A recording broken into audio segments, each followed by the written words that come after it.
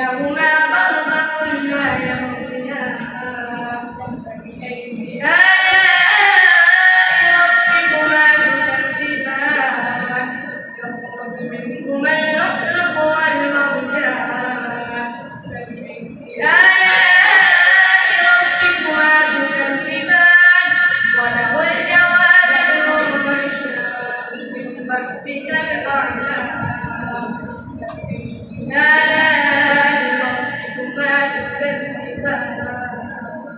ما شاء الله.